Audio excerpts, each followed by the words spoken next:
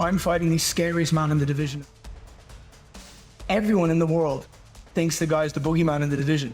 I'm gonna go out there and shock everyone else's world, because in my world, I'm going to beat him.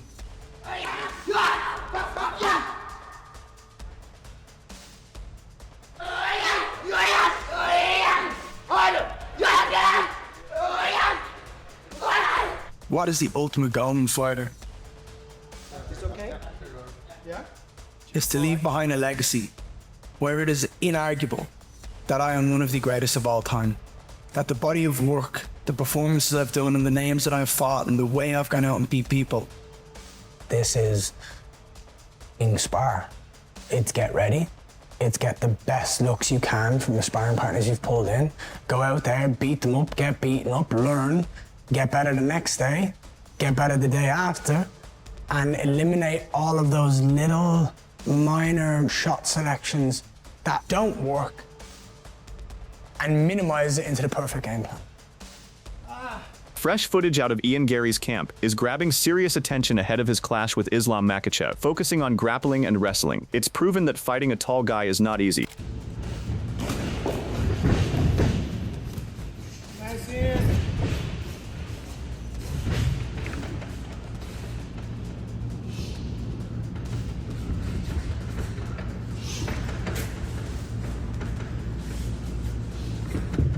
Drop your ass, elbow inside, Ian. High head, high head, high head. You're fine there, you're fine there. Drop your ass, elbow inside. You're fine on the cage. Ahead of his toughest fight, Garry has the perfect confidence and mindset that has undergone significant changes in recent days, though he stops short of detailing how the new opponent or schedule shift affects his game plan. It's obviously really cool to see that there's, people flying around the world to sit down and talk to me and film me, and that kid that dreamt of being one of the greatest MMA fighters in the world is causing a pretty big deal. It's cool, but I try, it doesn't mean anything to me. For me, it's always a grind. It's train, fight, learn, grow, evolve, fight, do it again. Newly surfaced footage gives fans a rare, uncut look at Ian Garry sparring with Alexei Pergande, offering some genuine insight into where his skills currently stand, heading into his next fight. Change your jab level, Alexei. Work your way in, work your way in. Change your jab level, work your way in.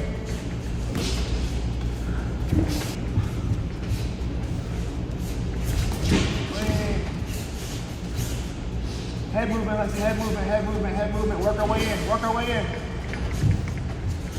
Get out, lead hand moving, get out, lead hand moving. When he circles, chop that low kick. When he circles, chop that low kick. On the confidence front, Ian Garry makes clear he believes he has what it takes to beat Makhachev, backing himself fully heading into the fight. I just love to fight. And this is an opportunity to go out there to prove that I am better than everyone believes and knows I am. This guy's got a 100% finish rate. I've got a 100% win rate. When I step into the octagon, all I do is win. Go for it.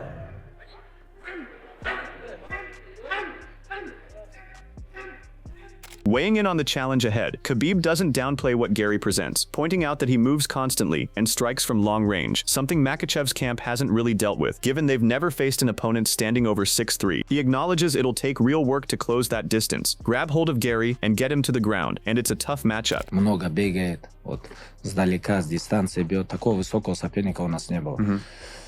193 сантиметра. Высокий, да. Да, более 190 рост, руки длинные, ноги длинные, выбрасывает. Ну, опять-таки, надо будет за ним бегать, собирать его. Надо будет хватать, собирать, валить. Тяжелый бой будет. И скоро 35. Угу. Он идет с первого же года, да, получается? 91 октября, скоро 35 будет.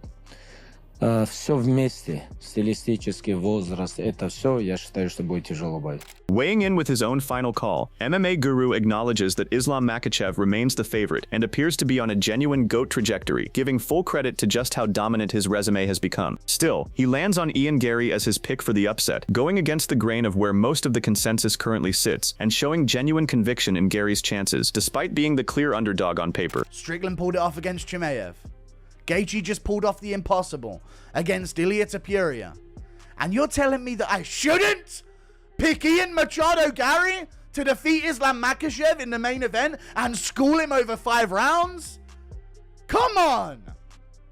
This is how it works, right? This is just the way things go, folks.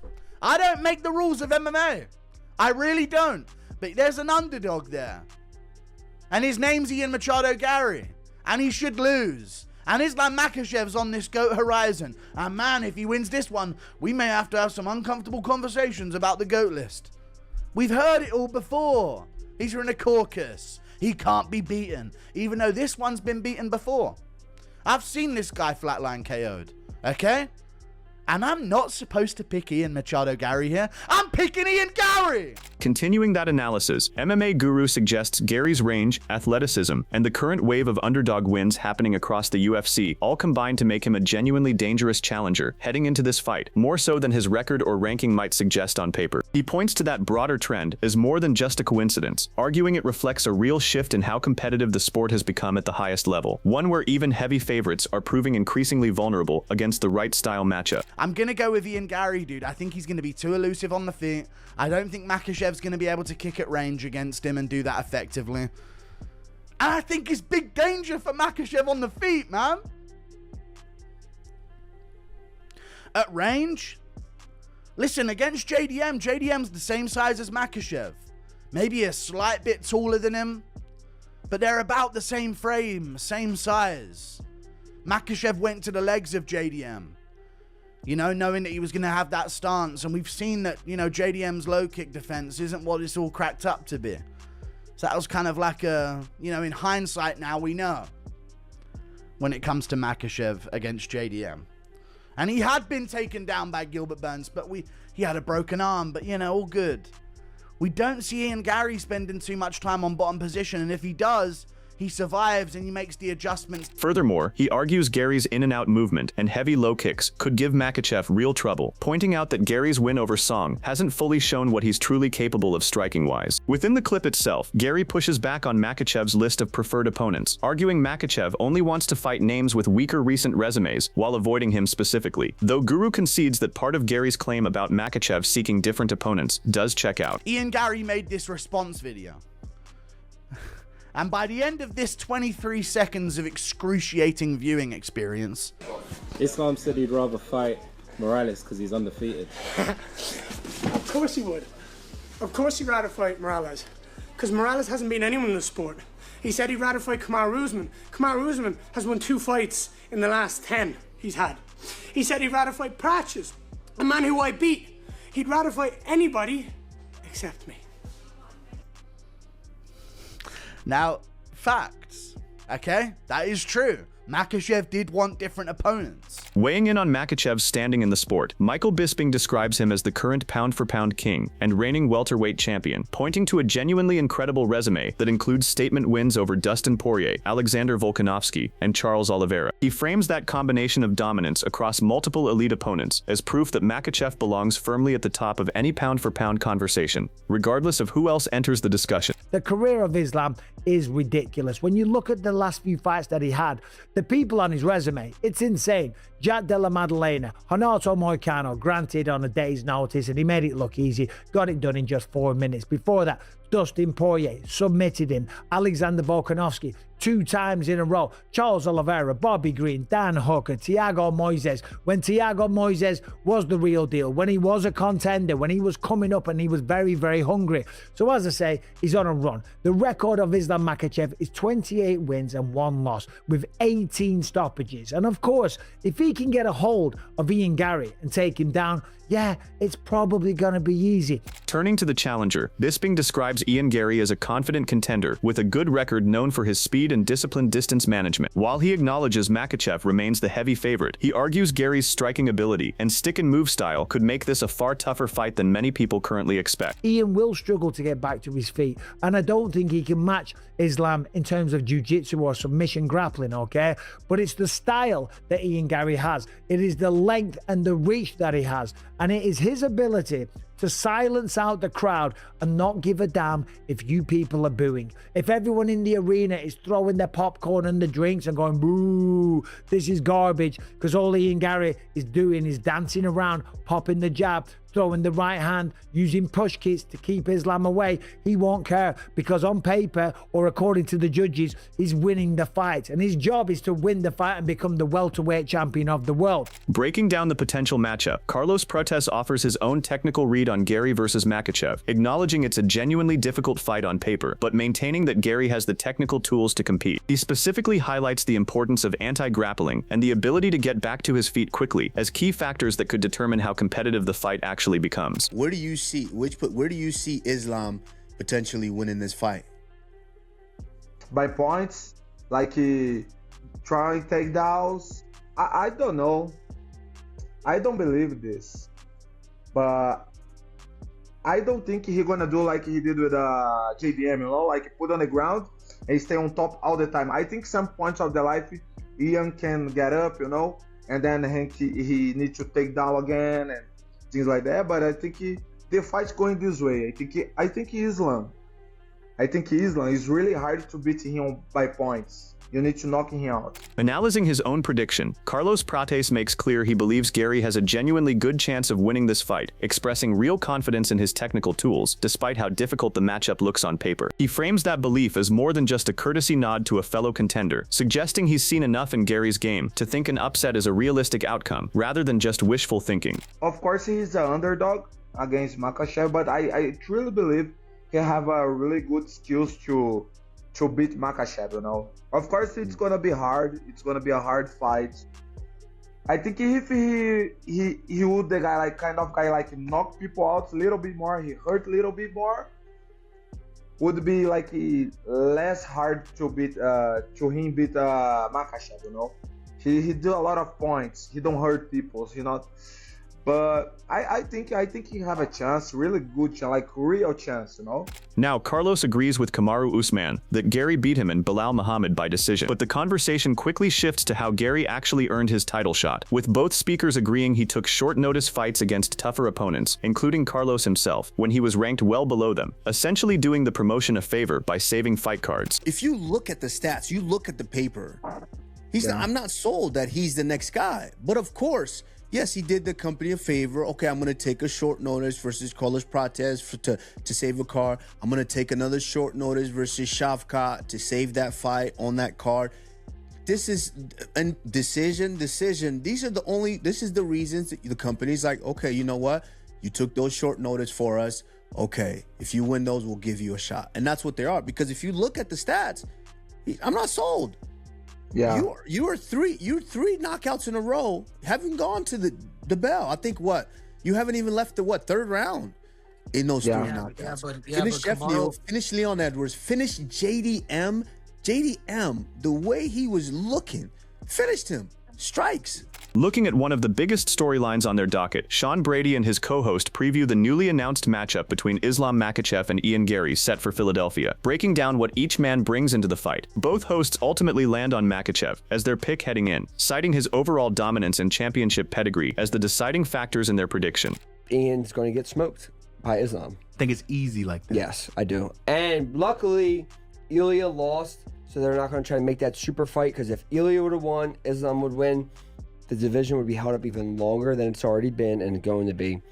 I'm hoping that Islam does his thing, and if he's going to stay around, quick turnaround or retire. I've heard he only has a couple left, so we'll see what happens. But he's about to fuck over Ian. Does anybody feel the aura of the underdogs winning the titles? They're 6-1. No, not in this fight, brother. Shifting to the welterweight division, PT Carroll noted that Ian Machado Garry has evolved significantly since his amateur days. While he was originally known as a stoppage guy, Garry has developed an incredible fight IQ and the ability to zone in on how to best handle different opponents. Carroll emphasized that this growth from a finisher to a more complete strategic fighter is what makes Garry a genuine threat at 170 pounds. pounds. He knew what the talent he had, and Ian has gone on to amazing things.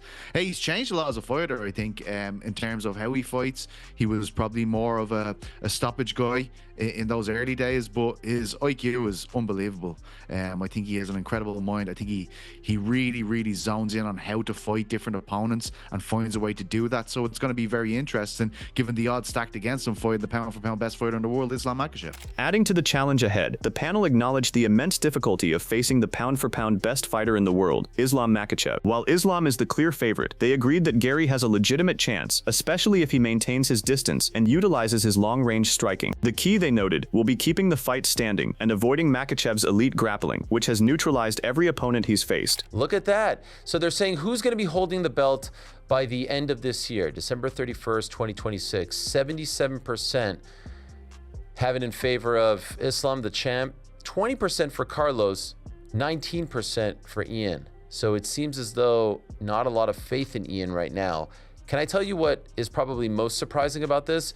It's the thought that they think that someone is going to get a crack at Islam if he wins by the end of this year, like someone else.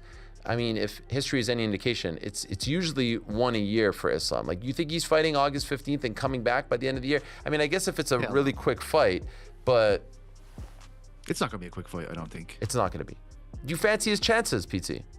I think he has a chance, absolutely. The Barnhill brothers discussed the upcoming UFC 330 main event and the potential implications for the pound-for-pound landscape. They draw parallels between this fight and the historic Conor McGregor versus Khabib Nurmagomedov rivalry, emphasizing the geographical feud between Ireland and Dagestan. The matchup revives one of the most heated rivalries in combat sports history, pitting the new generation of Irish MMA against the dominant Dagestani fighting dynasty in a clash that goes far beyond the welterweight title. This fight not only reminds me of Conor versus Khabib, for the geographical, location of where both of these people come from. I think there is a real beef and a feud between Ireland and Dagestan as far as MMA is concerned. And this one is definitely an interesting fight because we know Islam's the most complete fighter in the UFC, but Ian Garry's game planning and fight IQ takes him up a notch as far as difficulty to beat. He's got a frame that's very hard to close distance on, and not only that, his ability to maintain range is really good. He stays behind a jab, he's very intelligent, sort of like Cyril Gane, where he engages on his own terms. Looking ahead, MMA pros speculated on where a win would place Makhachev in the GOAT conversation, framing it as one of the more compelling storylines heading into this stretch of his career. They believe that if Makhachev secures victories against Garry, Prates, and Morales, he would have a very strong case for the top spot, but acknowledged that the path to that level of recognition requires navigating an incredibly dangerous trio of contenders, any one of whom could realistically derail that run. Ian Garry is actually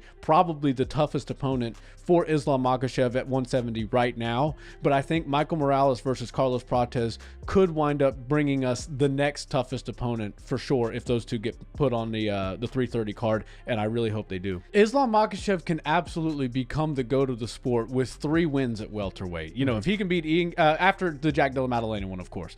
If he can beat Ian Garry, Carlos Prates, and Michael Morales, I say we can kind of put the GOAT discussion away for a little while. Now, John Jones is still sitting in a pretty spot, especially after what happened in the co-main at the White House. That covers the full breakdown on Islam Makhachev versus Ian Garry, heading into their upcoming matchup. Between Makhachev's dominant resume and pound-for-pound status, and Garry's confidence, speed, and stylistic tools that could make this a tougher fight than expected, there's plenty to watch for heading into fight night. So we want to hear from you. Who's got your pick, and how do you see it playing out? Drop your predictions down in the comments below. Let us know what you're most excited to see, and if you enjoyed this breakdown, be sure to like the video and subscribe to the channel so you don't miss any of our coverage leading up to fight night. Thanks for watching, and we'll see you in the next one.